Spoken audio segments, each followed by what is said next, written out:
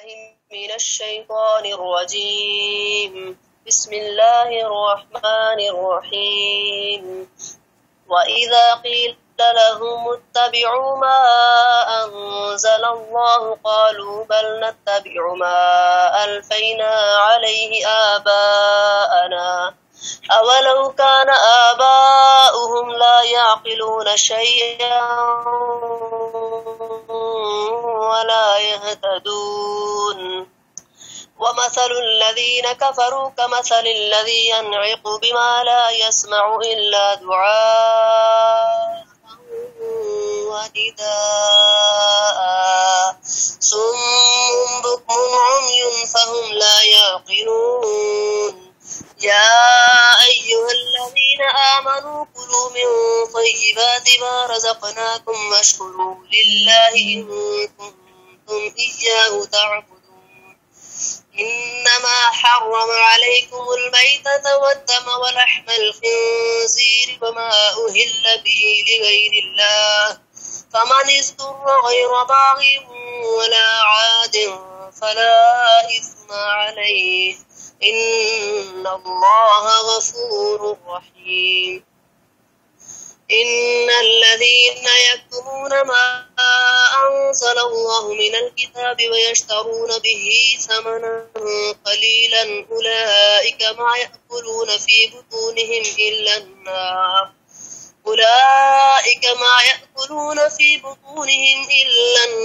ولا يكلمهم الله يوم القيامة ولا يزكيهم ولهم عذاب أليم.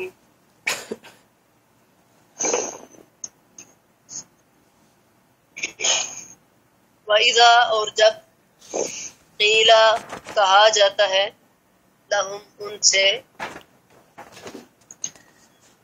اتبعوا پیروی کرو ما اس چیز کی انزل اللہ جو اتاری ہے اللہ تعالی نے یعنی کتاب قرآن مجید.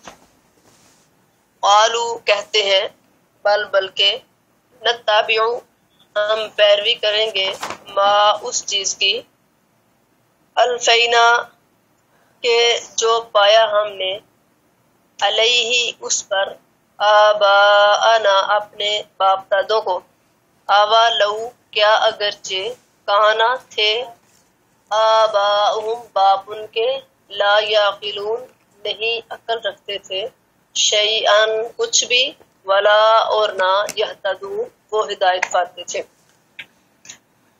اس آیت میں اللہ رب العالمین فرماتے ہیں کہ جب ان سے یعنی مشرکین سے یا یہودیوں سے کہا جاتا ہے کہ اللہ نے جو حکم اتارا ہے اس پر چلو تو کہتے ہیں کہ ہم تو اس طریقے پر چلیں گے اس راستے پر چلیں گے جس پر ہم نے اپنے بزرگوں کو چلتے ہوئے پایا ہے. اللہ فرماتے ہیں اولو کان آباؤہم لا یعقلون شیئا ولا یہتدون بھلا ان کے بزرگ اور باپ دادے اگر بے عقل ہوں گے اور گمراہ ہوں گے تو بھی ان کی راہ پر چلیں گے. اللہ. حضرت ابن عباس رضی اللہ عنہ فرماتے ہیں کہ یہ آیت اگرچہ یہودیوں کے حق میں نازل ہوئی مگر اس میں ان تمام لوگوں کی سخت مذمت کی گئی ہے جو اپنے مذہبی پیشواؤں کے اقوال پر کسی نظر و استدلال کے بغیر ہی چلے جا رہے ہیں بغیر کسی دلیل کے ہی اپنے بڑوں کی راہ پر چل رہے ہیں. چونکہ تقلید کی تعریف بھی یہی ہے کہ دوسرے کی بات کو اس کی دلیل معلوم کیے بغیر ہی قبول کر لیا جائے تو یہ تقلید ہے اور اندھا دھند تقلید اسلام کے اندر جائز نہیں ہے. اسی لیے جو لوگ ائمہ کے مسائل قیاسیہ کو ان کی دلیل معلوم کیے بغیر ہی واجب العمل سمجھتے ہیں انہیں سوچنا چاہیے کہ کیا وہ بھی تو اس مذمت کے تحت نہیں آتے جن کے بارے میں اللہ نے فرمایا کہ اگرچہ ان کے باپ دادا بے عقل اور بے ہدایت ہیں تو بھی انہیں کی راہ پر چلیں گے. اللہ اکبر. ضلالت اور جہالت ان کافروں اور مشرکوں سے جب یہ کہا جاتا ہے یعنی اب ضلالت اور جہالت کا مطلب کیا ہے یہ کیا چیزیں اللہ فرماتے ہیں کافروں اور مشرکوں سے جب کہا جاتا ہے نا کہ کتاب اللہ اور سنت رسول اللہ صلی اللہ علیہ وسلم کی پیروی کرو اور اپنی ضلالت اور جہالت کو چھوڑ دو اپنی من مانی اسلام کے اندر چھوڑ دو تو کہتے ہیں کہ ہم تو اپنے بزرگوں کی راہ پر لگے ہوئے ہیں، جن چیزوں کی وہ پوجا کرتے تھے ہم بھی انہیں کی کر رہے ہیں اور کرتے ہی رہیں گے۔ یہ تو ہوگا نا اسلام کے خلاف ڈٹ جانا، اڑے رہنا۔ اور ایمان والوں کی صفات کیا ہے؟ وَلَمْ يُصِرُّوا عَلَىٰ مَا فَعَلُوا وَهُمْ يَعْلَمُونَ۔ نیک لوگ اگر کوئی غلطی ہو جائے نا تو اس پر اڑے نہیں رہتے، اللہ سے معافی مانگ لیتے۔ لیکن ایک انسان جو ہے وہ کفر کر رہا ہے، شرک کر رہا ہے، پھر اس پر اڑا ہوا ہے، ڈٹا ہوا ہے، تو اس کی بخشش نہیں ہوگی اگر اسی حالت میں فوت ہو گیا۔ تو فرمایا کہ اگر تمہارے باپ دادا بھی بے وقوف تھے، جاہل تھے، گمراہ تھے، بے ہدایت تھے، تو تم انہی کی راہ پر چلو گے۔ اور باپ کی راہ پر چلنا اور اس بات کی دلیل پیش کرنا کہ ہمارے جو باپ ہیں، بابا ہیں، دادا ہیں، بڑے بزرگ ہیں، وہ بڑے اچھے تھے، ہم انہی کے نقش قدم پہ چل رہے، تو غلطیاں تو باپوں سے بھی ہو جاتی ہیں۔ زندہ مثال ہمارے باپ آدم علیہ السلام، اللہ نے منع کیا، خود یہ نہیں کہ کسی کے ذریعے سے کیا، خود منع کیا کہ درخت کا پھل نہیں کھانا، تو غلطی تو ان سے بھی ہو گئی، درخت کا پھل انہوں نے بھی کھا لیا۔ اور اللہ فرماتے ہیں وَلَمْ نَجِدْ لَهُ عَزْمًا، ہم نے اس کے اندر عزم نہیں پایا، یعنی غلطی انسان سے ہو گئی لیکن وہ اپنی غلطی پہ اڑے نہیں رہے تھے، انہوں نے اللہ سے توبہ کر لی تھی۔ مطلب یہ ہے کہ غلطیاں بڑوں سے بھی ہو جاتی ہیں، تو فرمایا اگر بڑے بھی تمہارے غلط راہ پر چلتے رہیں گے تو کیا تم پھر بھی انہیں کی راہ پہ چلو گے؟ اپنے آپ کو سنوار لو، اپنی اصلاح کر لو۔ اللہ اکبر۔ اور انہوں نے کہا کہ ہم تو جو باپ دادا کرتے آئے ہیں ہم بھی وہی کریں گے اور کرتے رہیں گے۔ اس کے جواب میں قرآن کہتا ہے کہ وہ تو فہم و فراست سے، ہدایت سے غافل تھے جن کی تم تقلید کر رہے ہو، تمہارے باپ دادا کے پاس تو عقل نہیں تھی۔ اور اللہ نے فرمایا کہ اگر تم انہی کی راہ پر بغیر کسی دلیل کے چلتے رہو گے تو یہ گمراہی ہے۔ آج آپ دیکھیں کہ اکثر لوگ جہالت اور ہٹ درمی کی وجہ سے اسلام کے خلاف سازشیں بھی کر رہے ہیں، اسلام کے خلاف عمل بھی کر رہے ہیں، اسلام کے خلاف زندگی بھی بسر کر رہے ہیں، اور پھر بھی یہ کہتے ہیں کہ ہم سیدھی راہ پر ہیں۔ تو یہ اپنی ہی کمزوریاں ہیں، ہماری اپنی ہی غفلتیں ہیں، دین سے دوریاں ہیں، جس کی وجہ سے اللہ نے قوت استعداد ختم کر دی۔ جو انسان حق سے خود دور ہوتا ہے اللہ وہ صلاحیتیں سلب کر لیتے ہیں۔ جو انسان جس مقصد کے لیے اللہ نے انسان کو پیدا کیا ہے، تو آج ہم کہیں کہ ہمارے بزرگوں نے ہمیں کہہ دیا، چند دن پہلے کی بات ہے، ایک فقیر مانگنے والا آیا گلی میں، اب تو وہ دور ہی ختم ہو گیا نا، پہلے فقیر آٹا لیا کرتے تھے، اب پیسے مانگتے، تو وہ فقیر اس نے آٹا مانگا، تو میں نے اس کو شہرا کو کہا کہ جاؤ بیٹے آٹا دے کے آؤ، تو ماشاءاللہ وہ آٹا جلدی جلدی دے کے آئی۔ اس نے دیکھا کہ اس کے پاؤں میں جوتی نہیں، اپنے بابا کی اس نے جوتا ادھر سے اٹھایا سیڑھیوں سے، ماما یہ دے آؤں ننگے پاؤں، میں نے کہا دے آؤ، تو جوتا لے کے گئی، تو کہتا ہے نہیں بیٹے آپ جوتا لے جاؤ، میرے پیروں نے مرشد نے منع کیا جوتا پہننے سے۔ دل کو سخت چوٹ لگی کہ ایسے شخص کو تو دینا نہیں چاہیے تھا۔ پھر میں نے دل میں یہ سوچا کہ چلو اس کو اللہ نے دے دیا، ہماری نیت کا ثواب تو ہمیں مل گیا، لیکن یہ اتنی جہالت ہے کہ میرے مرشد نے جوتا پہننے سے منع کیا۔ کیا ایسا مرشد، ہمارے پیر جناب محمد رسول اللہ صلی اللہ علیہ وسلم نے فرمایا کہ جوتا بہترین سواری ہے، یہ تو ان 10 دنوں میں نہیں نہ پہنتے، لیکن اسلام یہ کہتا ہے، نبی صلی اللہ علیہ وسلم کبھی کبھار ننگے پاؤں بھی چلتے تھے، اس میں عاجزی آتی ہے، انکساری آتی ہے، ننگے پاؤں چلنا چاہیے، اس میں عاجزی انکساری آتی ہے، لیکن اپنی عادت ہی بنا لینا یا کسی کو سمجھنا کہ میرے مرشد نے منع کر دیا جوتا پہننے سے، تو یہ بھی اندھادھند تقلید ہے۔ یعنی کیوں منع کیا؟ کوئی دلیل ہے آپ کے پاس؟ اب ایک آدمی ہے نا، اس کے گھر میں آگ لگ گئی، ساری دنیا اس کو کہہ رہی ہے کہ گھر سے باہر آ جاؤ، گھر سے باہر آ جاؤ، گھر سے باہر آ جاؤ، تمہارے گھر میں آگ لگی۔ اس نے کہا میرے مرشد نے منع کیا تھا کہ بدھ والے دن گھر سے نہیں نکلنا، تو آج میں گھر سے نہیں نکلوں گا، میرے مرشد نے منع کیا ورنہ میں تو تباہ ہو جاؤں گا۔ تو کیا اندر آگ کے اندر بیٹھا ہوا تباہ نہیں ہوگا؟ آگ کے اندر بیٹھا ہوا تو تباہ ہی ہوگا۔ یہ جہالت ہے، اندھادھند تقلید، اسلام سے دوری کا سبب ہے۔ کاش آج لوگ اسلام کی طرف آ جائیں، اسلام کو سیکھ لیں۔ اسلام اتنا اچھا دین ہے، اللہ نے ہمیں جو دیا ہے، اتنا اچھا ہمیں پیارا دین اللہ نے دیا ہے، کاش لوگ اس کی قدر کر لیں۔ دیکھیں لوگ جو چیز بڑی محنت سے حاصل کرتے ہیں نا، محنت کرتے ہیں، اس کی قدر کرتے ہیں، لیکن اللہ نے ہمیں خود دیا ہے ہماری رہنمائی کے لیے، اس کی ہم قدر نہیں کرتے۔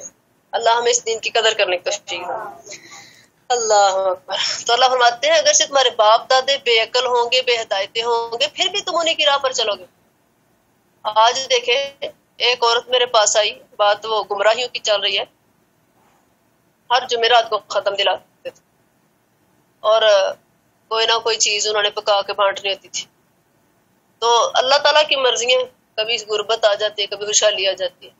بھوک ان کے گھر میں داخل ہو گئی، میرے پاس آئی، کہتی بیٹا مجھے بتاؤ کہ کیا یہ جائز ہے؟ سنت سے بتاؤ، ثابت ہے یہ؟ جب ہمارے پاس کچھ نہ رہے پھر ہم سنت کی طرف پلٹیں، کیا فائدہ؟ چلے اللہ پھر بھی ہدایت دے دے، بڑی بات ہے. بیٹا مجھے بتاؤ کیا یہ ٹھیک ہے جو ہم ختم دلاتے ہیں ہر جمعرات کو؟ اب میرے پاس کچھ بھی نہیں، میری ساس نے صبح کا شور ڈالا ہوا ہے، ختم دلاؤ جمعرات آیا، آج جمعرات ختم ہونے کو آ رہی ہے، ختم دلاؤ ختم دلاؤ. میں نے کہا اس کا اسلام کے اندر وجود ہی نہیں ہے، اسلام کے اندر اس کا وجود ہی نہیں. اب دیکھیں آپ سنتے ہوں گے، کبھی غور کیا ہی ہوگا، فوت کی کوئی ہو جائے تو کہتے ہیں جی کل رسم کل ہے، کبھی کسی نے کہا سنت کل ہے. اسلام کے اندر اس کا تصور ہے. اللہ فرماتے ہیں اولو کان آباؤہم لا یعقلون شیئا ولا یہتدون، اگر ان کے باپ دادے بے ہدایتے ہوں گے یا بے عقل ہوں گے پھر بھی انہیں کی راہ پہ چلو گے. اللہ. آگے اللہ نے ان کی مثال دی، وَمَثَلُ الَّذِينَ، اور مثال ان لوگوں کی، کفروا جو کافر ہوئے، کمثل جیسے مثال، الذی اس شخص کی، ینعق جو چلاتا ہے، چلانا شور کرنا، بما ساتھ چیز کے، لا نہیں، یسمع سنتے، یا نہیں سنتا وہ، الا مگر، دعاء بلانا، و نداء اور پکارنا، سمم بہرے ہیں، بکمن گونگے ہیں، عمیٌ اندھے ہیں، فہم پس وہ، لا یعقلون نہیں عقل رکھتے، سمجھ ہی نہیں ان کے اندر. اب اس آیت میں اللہ نے فرمایا اے میرے پیغمبر جناب محمد صلی اللہ علیہ وسلم، آپ کی اور ان کافروں کی مثال ایسے ہے جیسے ایک شخص ایسے جانور کے پیچھے چلائے جو صرف پکارنا اور چلانا ہی سنتا ہے. ایک انسان ہے، ایک آدمی ہے، ایک شخص ہے، چرواہا سمجھ لیں. فرمایا جو جانوروں کے پیچھے چلاتا ہے اور وہ جانور صرف اس کی آواز کو سنتے ہیں، ان کو سمجھ نہیں آتی ہے کیا کہہ رہا ہے. فرمایا صرف پکارنا اور چلانا ہی سنتا ہے لیکن مطلب اور طلب کچھ نہیں سمجھتا، بس آواز اس کے کان میں آتی ہے. تو فرمایا یہ کافر بہرے، گونگے اور اندھے ہیں، اس لیے کہ کچھ نہیں سمجھتے، ان کے اندر کچھ عقل ہی نہیں ہے، کچھ شعور نہیں ہے. اللہ اکبر. ترجمہ میں اب جو دی ہوئی وضاحت ہے نا، اس کے مطابق کفار کو گمراہی اور ضلالت میں ان جانوروں کے ساتھ تشبیہ دی ہے جو رائی کی آواز کو تو سنتے ہیں، رائی کہتے ہیں چرواہے کو، عربی میں اس کو رائی کہتے ہیں، جو رائی کی آواز تو سنتے ہیں مگر کچھ نہیں سمجھتے.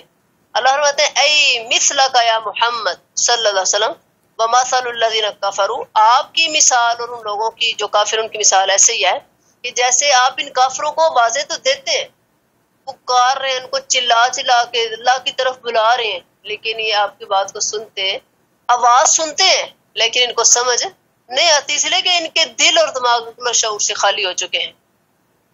اور نبی صلی اللہ علیہ وسلم ان کو آواز دیتے ہیں اور نبی صلی اللہ علیہ وسلم نے فرمایا لوگوں تم جہنم کے اندر گرنے والے، میں نے تمہاری کمر سے پیچھے سے پکڑ کے پیچھے کھینچ لیا کہ کہیں تم جہنم کے اندر نہ گر جاؤ. وہ جو اللہ نے فرمایا نا کہ اللہ نے تمہارے اوپر احسان کیا کہ اللہ نے تمہیں جہنم سے بچا لیا.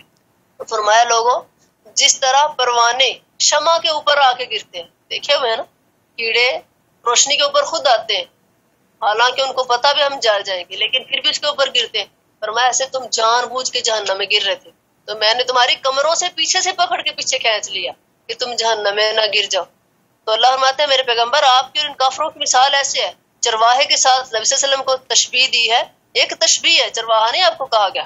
فرمایا جیسے ایک جانور کو اس کا مالک پکارتا ہے، جانور اس کی آواز کو سنتا ہے لیکن مطلب نہیں اس کو سمجھ آتا. جیسے وہ کسی کی کھیتی میں چلا جائے، جانور اس کو آوازیں تو دیتا ہے، وہ آواز تو سمجھتا ہے کہ وہ آواز آ رہی ہے لیکن اس کو پتہ نہیں چلتا مجھے منع کر رہا ہے کہ نہیں کر. اللہ. تو فرمایا اسی طرح آپ ان کافروں کو بلاتے ہیں، ان کو آپ کی آواز تو آتی ہے لیکن ان کو سمجھ نہیں آتی. اللہ. اور دوسرے اس کا معنی یہ ہے، اس کا مطلب یہ بھی ہو سکتا ہے کہ کفار کو بتوں کے پکارنے میں اس رائی کے ساتھ تشبیہ دی گئی. اب کافروں کو اس رائی کے ساتھ تشبیہ دی ہے جو بھیڑ بکریوں کو دور سے بلاتا ہے. تو اللہ فرماتے ہیں ای مثل الذین کفروا او دعائهم الاسنام کمثل الذی ینک. فرمایا ان کافروں کی مثال اور ان کا بتوں کو پکارنا ایسے ہے. یعنی یہ جو کافر بتوں کو پکارتے ہیں وہ ایسے ہیں نہ تو ان کے اندر جان ہے نہ ان کے اندر دیکھنے کی صلاحیت ہے نہ سننے کی صلاحیت ہے, نہیں کچھ بھی نہیں. ان کو پوچھتے ہیں پکارتے ہیں. فرمایا جس طرح چرنے اور چگنے والے جانور اپنے چرواہے کی کوئی بات صحیح طور پر سمجھ نہیں سکتے, صرف آواز کانوں میں پڑتی ہے اور کلام کی بھلائی اور برائی سے بے خبر رہتے ہیں, اسی طرح یہ جو کافر ہیں مشرک ہیں جن بتوں کو اللہ کے سوا پوچھتے ہیں اور ان سے اپنی حاجتیں اور مرادیں مانگتے ہیں, وہ بھی نہ تو سنتے ہیں نہ جانتے ہیں نہ دیکھتے ہیں, نہ ان میں زندگی ہے نہ ان میں کچھ احساس ہے نہ ہی کچھ ادراک ہے. تو فرمایا کافروں کی جماعت حق کی بات کے سننے سے بہری ہے, حق کہنے سے بے زبان ہے, حق کی راہ پر چلنے سے اندھی ہے, عقل و فہم سے دور ہے. اور قرآن کریم کی ایک اور آیت میں اللہ سم و بکم فی الظلمات, یہ ہماری آیتوں کو جھٹلانے والے گونگے بہرے اور اندھیرے میں ہیں. اللہ جسے چاہتا ہے گمراہ کر دیتا ہے, جسے چاہتا ہے سیدھی راہ پر لگا دیتا ہے.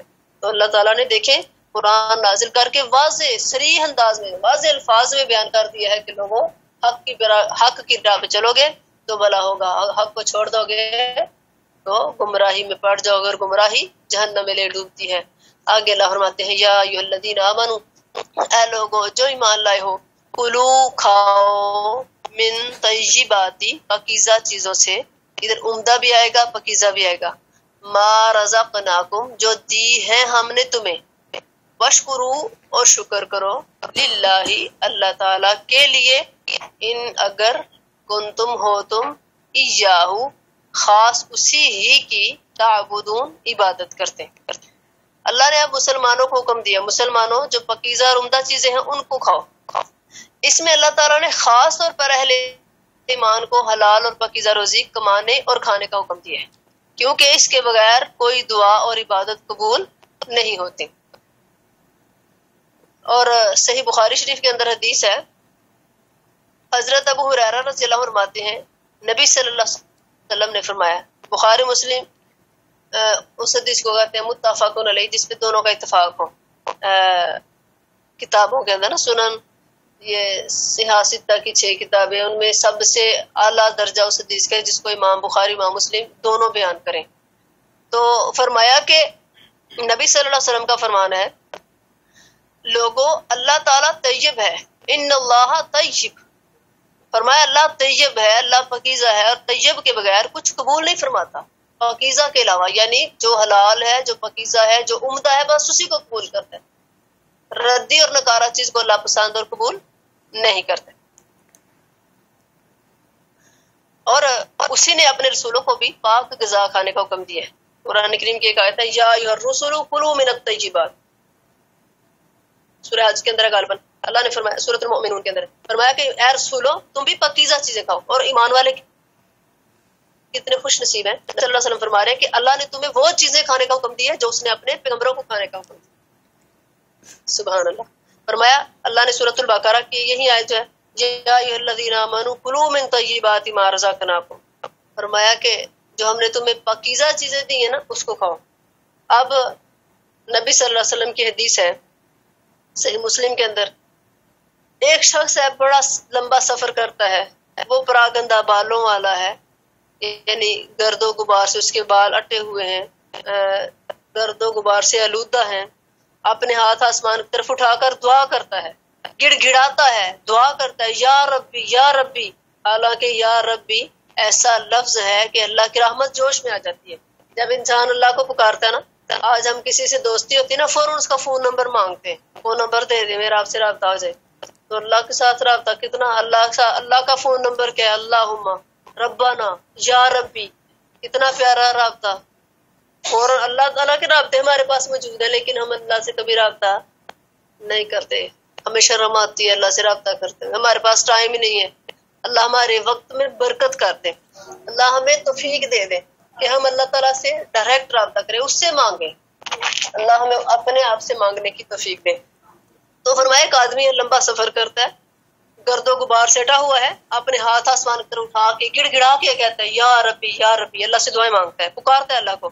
اللہ فرماتے ہیں مطعمک حرام ملبسک حرام غزیت بالحرام، تیرا کھانا حرام کا، تیرا پہننا حرام کا، غزیت بالحرام، تیرا جسم حرام کے ساتھ پالا گیا، انا استجاب لک، بتا میں تیری دعا کیسے کروں۔ اللہ اکبر کبیر۔ فرمایا تیرا کھانا پینا تیرا، اس لیے اس کی اس انسان کی اس ایسے وقت میں کی دعا قبول نہیں ہوگی، حالانکہ سفر کے اندر مسافر کی دعا آسمانوں کو چیرتی ہوئی عرش کے پاس پہنچتی ہے، اللہ اس کو قبول بھی کرتے ہیں۔ بیمار بندے کی دعا اللہ کبھی رد نہیں کرتے، مظلوم بندے کی دعا اللہ رد نہیں کرتے، والدین کی دعا اپنے اولاد کے حق میں اللہ رد نہیں کرتے۔ تو فرمایا مسافر کی دعا بھی اللہ رد نہیں کرتے، لیکن جب اس کے جسم کے اوپر حرام کا لباس ہوگا تو اللہ کبھی بھی اس کی دعا قبول نہیں کرے۔ اللہ ہمیں حرام سے محفوظ فرمائے، حلال کھانے اور حلال کمانے کی توفیق عطا فرمائے۔ اللہ اکبر کبیرہ، اللہ اکبر۔ اللہ تعالی ہم سب کو ہر قسم کے ناجائز چیزوں سے بچا کے رکھے۔ تو اللہ تعالیٰ فرماتے ہیں لوگوں وَاشْكُرُوا لِلَّهِ، اللہ کا شکریہ ادا کرو۔ اللہ تعالیٰ کا شکر کیا ہے؟ فرمایا پاکیزہ چیزیں جو ہم نے تمہیں دی ہیں وہ کھاؤ۔ پاکیزہ کون سی ہیں؟ اب آگے اللہ تعالیٰ نے اگلی آیت میں بھی ذکر کیا، انشاءاللہ ہم پڑھتے ہیں ساتھ ساتھ ہی۔ تو فرمایا وَاشْكُرُوا لِلَّهِ، اللہ کی نعمتیں کھا کے اللہ کا شکر ادا کیا ہے؟ اب اللہ کا شکر یہ ہے کہ انسان اللہ تعالیٰ کی دی ہوئی چیزیں اس کی نافرمانی میں خرچ نہ کرے، اللہ کی اطاعت کے کاموں میں خرچ کرے۔ اللہ انسان کو دے کر بھی آزماتا ہے اور چھین کر بھی آزماتا ہے کہ اگر میں نے اس کو دیا ہے تو میں دیکھوں کس کس راستے پہ خرچ کرتا ہے۔ حدیث ہے نا، نبی صلی اللہ علیہ وسلم نے فرمایا کہ رشک دو چیزوں میں ہے، ایک علم کے اندر، ایک مال کے اندر، باقی کسی بھی چیز میں رشک نہیں کرنا چاہیے۔ اگر اللہ نے کسی انسان کو علم دیا ہے تو ہم اللہ سے دعا کریں اللہ تو نے اس کو کتنا علم دیا ہے، اللہ مجھے بھی علم دے، میں بھی ایسے پڑھوں، ایسے پڑھاؤں، ایسے عمل کروں، ایسے لوگوں کو سکھاؤں، تو یہ جائز ہے۔ اگر انسان یہ کہے کہ اللہ اس سے چھین دے مجھے مل جائے تو یہ حسد ہے، یہ جائز نہیں۔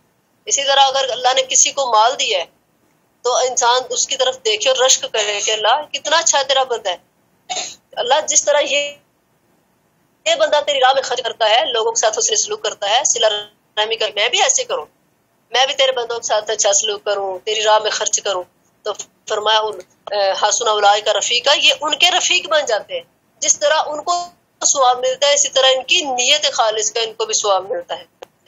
تو ایسا رشک جائز ہے۔ ایک وہ شخص ہے جس کو اللہ نے علم نہیں دیا، اس کو مال دیا ہے۔ اب وہ بندہ جس کو اللہ نے علم بھی دیا ہے، مال بھی دیا، دونوں چیزیں۔ ایک وہ شخص ہے جس کو اللہ نے صرف مال دیا، ایک وہ شخص ہے جس کو اللہ نے صرف علم دیا، ایک وہ شخص ہے جس کو دونوں چیزیں نہیں ملی۔ ایک انسان کہے کہ اللہ جس طرح تو نے اس کو مال دیا ہے تو مجھے بھی دے، جیسے یہ دیکھے نا عیاشیاں کر رہا ہے، فحاشیاں اور یانیاں بدکاریاں کر رہا ہے، مجھے بھی دے، میں بھی ایسے ہی عیاشیاں کروں۔ فرمایا فبئس القرین، یہ برا ساتھی ہے، جس طرح اس کو گناہ اس کی نیت کا اس کو بھی سزا ملے گی۔ یہ جہالت، اور جس کے پاس علم ہی نہیں سمجھ لو محروم ہی ہے۔ دنیا کے جتنے مرضی علوم ہیں، ڈگری ہیں، فن ہے، اس کے پاس کوئی فائدہ نہیں۔ اصل علم دین کا علم ہے، اللہ ہم سب کو نصیب کرے اور اللہ ہم سب کو اس پر عمل کرنے کی توفیق دے اور اللہ اس کی قدر کرنے کی بھی توفیق دے۔ آج علم تو بہت زیادہ ہے لیکن عمل بھی نہیں ہے، اللہ ہمیں عمل کی بھی توفیق دے۔ اور جو عمل نہیں نہ کرتا، جو انسان خود پڑھاتا تو ہے، پڑھتا تو ہے لیکن عمل نہیں ہے، اس کی بات اثر ہی نہیں کرتی، دل پہ نہیں اترتی۔ اللہ ہماری زبانوں میں اثر پیدا کر دے، اللہ ہمیں خود ہمارے باطن کو ہمارے ظاہر سے اچھا بنا دے۔ الحمدللہ الحمدللہ، اللہ کا شکر اس نے علم دیا اور اس کی توفیق سے ہی انسان عمل بھی کر سکتا ہے، اس کی توفیق سے ہی گناہوں سے بچ سکتا ہے، اس کی توفیق سے ہی نیکیاں کر سکتا ہے۔ اللہ ہمیں سب بلائیاں نصیب فرمائے۔ تو اللہ فرماتے ہیں لوگوں واشکروا للہ، اللہ کا شکریہ ادا کرو۔ ایک شکر تو یہ ہے کہ اس کی دی ہوئی نعمتوں پر اس کا شکریہ ادا کیا جائے، اس کی دی ہوئی نعمتوں کو ناجائز جگہوں پہ استعمال نہ کیا جائے اور اس کی دی ہوئی نعمتوں سے فائدہ اٹھاتے ہوئے کسی پر ظلم نہ کیا جائے اور اللہ تعالیٰ کی نعمتوں کا بہت زیادہ شکر کیا جائے اور جو ہے اپنی زبان حال سے الحمدللہ الحمدللہ اللہ کا شکر. فرمایا لئن شکرتم لازیدنکم، اگر تم شکر کرو گے تمہیں اور زیادہ عطا کروں گا. فرمایا ولئن کفرتم، ہم نے پیچھے بھی پڑھ لیا، اگر نہ شکری کرو گے ان عذابی لشدید، تو میرا عذاب بھی بڑا سخت ہے. فرمایا ان کنتم ایاہ تعبدون، اگر تم خالص اللہ کی عبادت کرتے ہو. فرمایا جو بندہ مخلص ہو کر اللہ ہی کی عبادت کرتا ہے وہ کبھی بھی اللہ کی ناشکری نہیں کرتا. مومن کے ہر معاملہ اچھا ہے، ہر معاملے میں خیر ہے. اگر تکلیف آتی ہے صبر کرتا ہے، خوشی ملتی ہے تو شکر کرتا ہے. اور میں اگر تم خالص اللہ کی عبادت کرتے ہو تو اللہ کا شکریہ ادا کرو. اس کا مطلب یہ ہے کہ جو بندہ اللہ کا شکر ادا کرتا ہے وہ مشرک نہیں ہوتا. جو اصل توحید پرست ہے نا وہ کبھی بھی ناشکری نہیں کرے گا. میں لوگوں اگر خالص اللہ کی عبادت کرتے ہو نا پھر اللہ کا شکریہ بھی ادا کرو. اللہ ہمیں شکریہ ادا کرنے کی توفیق عطا فرمائے. آگے فرمایا لوگوں پچھلے اس آیت میں اللہ نے منع کیا نا حرام چیزیں نہیں کھانی. فرمایا حلال اور پاکیزہ اور طیب کھاؤ. اور اللہ حدیث کے اندر ہم نے بھی پڑھا کہ اللہ طیب ہے، طیب کو قبول کرتا ہے. یعنی اللہ عمدہ چیز کو قبول کرتا ہے. اگر ہم اچھی چیز اپنے پاس رکھ لیں بری لوگوں کو دے دیں تو وہ قبول نہیں ہوگی. ہاں یہ اور بات ہے، حدیث کے اندر یہ بھی بات آتی ہے کہ اگر اللہ نے کسی کو لباس دیا ہے، نیا لباس دیا ہے، وہ اپنا پرانا لباس کسی غریب کو دے دیتا ہے تو اللہ اس کے بدلے میں اس کو جنت کے سبز لباسوں میں سے لباس پہنائے. سبحان اللہ. پرانا لباس اللہ کی راہ میں دے دینا، اس میں بھی کوئی بات نہیں. اگر آج ہم نے اچھا کھانا بنا لیا ہے، نیا کھانا بنا لیا ہے، ہمارے گھر پرانا کھانا پڑا ہے، وہ ہم کسی کو دے دیں کہ ہمارا ضائع نہ ہو. اس کا مطلب یہ نہیں کہ ہم ردی دے رہے ہیں، ہم اس وجہ سے دے رہے ہیں کہ ہمارا اللہ کا دیا ہوا رزق ضائع نہ جائے، اس وجہ سے دے رہے ہیں. تو یہ گناہ نہیں ہے. گناہ یہ ہے کہ ایک جیسی چیز ہمارے پاس پڑی ہے اس میں سے عمدہ ہم اپنے لیے رکھ لیں اور ردی اور نکارا خراب اور گلی لوگوں کو دیں، تو یہ جائز نہیں ہے.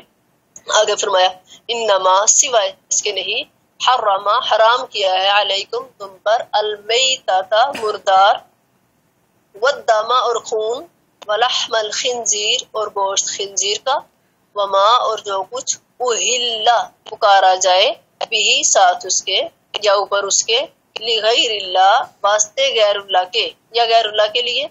فمن استر، اب یہاں تک پہلے بات سمجھ لیں. اللہ فرماتے ہیں لوگوں اگر تم خالص اللہ کی عبادت کرتے ہو تو تم نے حلال اور پاکیزہ کھانا ہے اور اللہ کا شکر ادا کرنا ہے. فرمایا اس نے تم پر صرف مردار اور جو خون بہتا ہوا ہو وہ اور سور کا گوشت اور وہ جانور جن پر کاٹتے وقت ذبح کرتے وقت اللہ کا نام نہیں لیا گیا کسی اور کا نام لیا گیا ہے وہ جانور حرام ہے.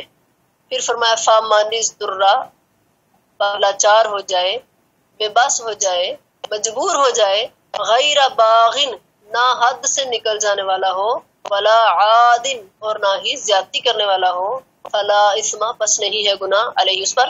ان اللہ بے شک اللہ تعالی غفور بخشنے والا ہے، رحیم مہربان ہے. فرمایا پھر جو کوئی لاچار ہو جائے لیکن نافرمانی اور سرکشی نہ کرتا ہو، حد سے بھی نہ بڑھنے والا ہو، اس پر ان چیزوں کے کھا لینے میں گناہ نہیں ہے. بے شک اللہ بخشنے والا ہے، مہربان ہے.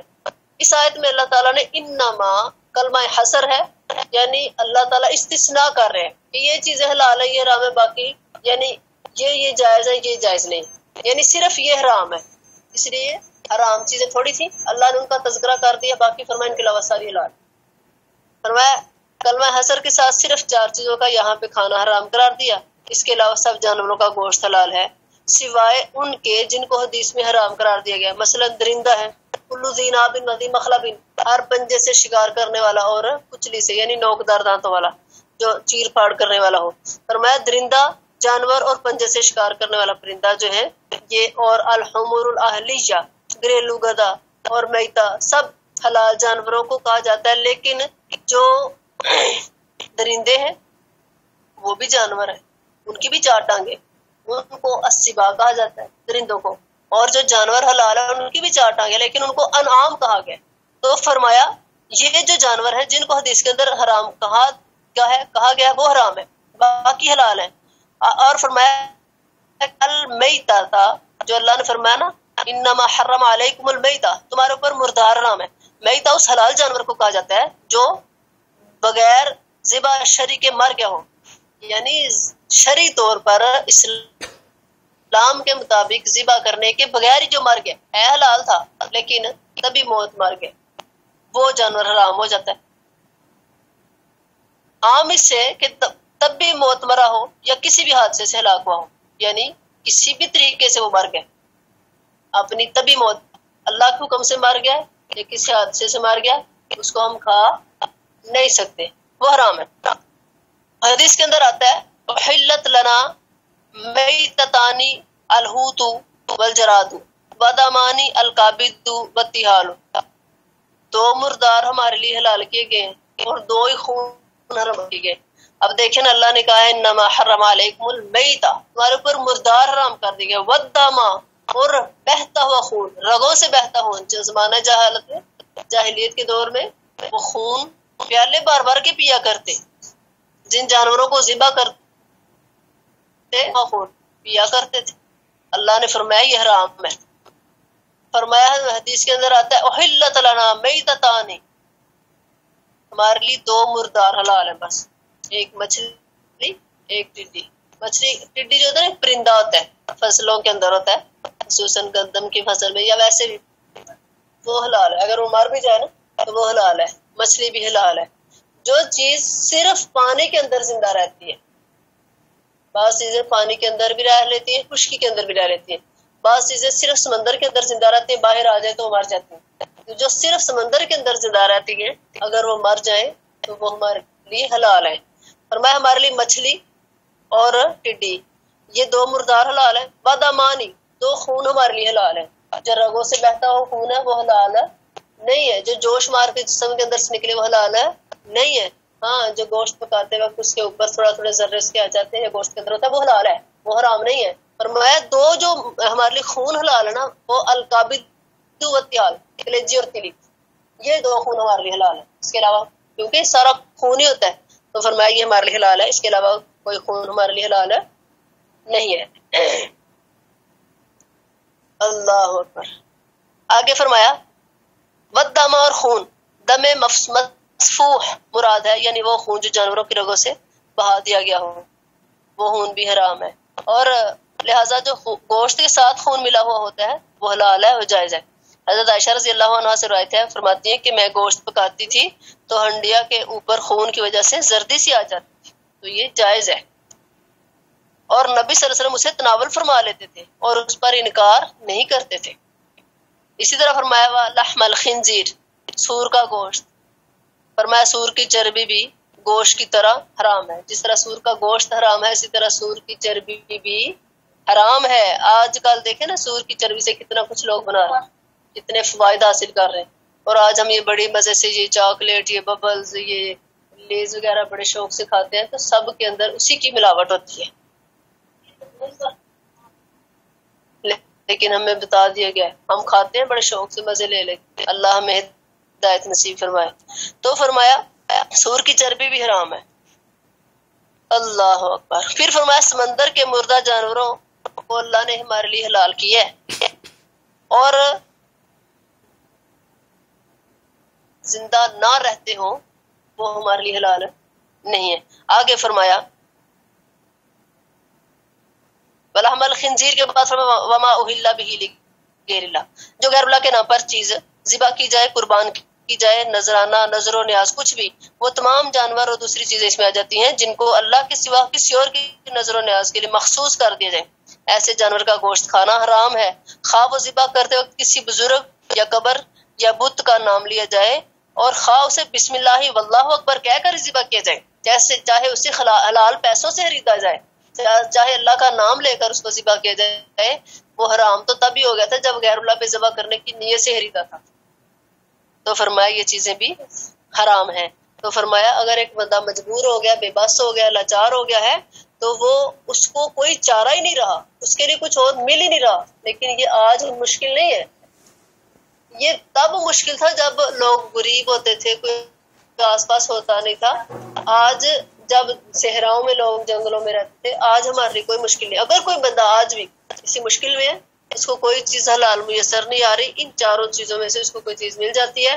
فرمایا فمن اضطر غیر باغ ولا عاد، وہ نہ تو حد سے نکل جانے والا ہے نہ زیادتی کرنے والا ہے، پھر تھوڑی سی کھا لے صرف اپنی جان بچانے کے لیے، اپنی عادت نہ بنا لے، تو اس کے اوپر کوئی گناہ نہیں. پھر بھی اللہ سے معافی مانگے، گناہوں کہ اللہ سے توبہ کرے، اللہ سے معافی مانگے، تو فرمایا اللہ تعالیٰ بخشنے والا ہے، مہربان ہے، اللہ تعالیٰ اس شخص کو معاف کر دیں گے۔ اللہ تعالیٰ ہم سب کو اپنے عذابوں سے محفوظ فرمائے، اللہ ہم سب کو حرام کے لقمے سے محفوظ فرمائے، اللہ ہم سب کو حلال کھانے حلال کمانے کی توفیق عطا فرمائے، آمین۔ ہمارا ٹائم ہو گیا، میں نے 5ویں بھی پڑھی تھی لیکن میں مزید کسی اور کا ٹائم نہیں لینا چاہتی۔ سبحانک اللہم و بحمدک، اشہد ان لا الہ الا انت، استغفرک و اتوب الیک۔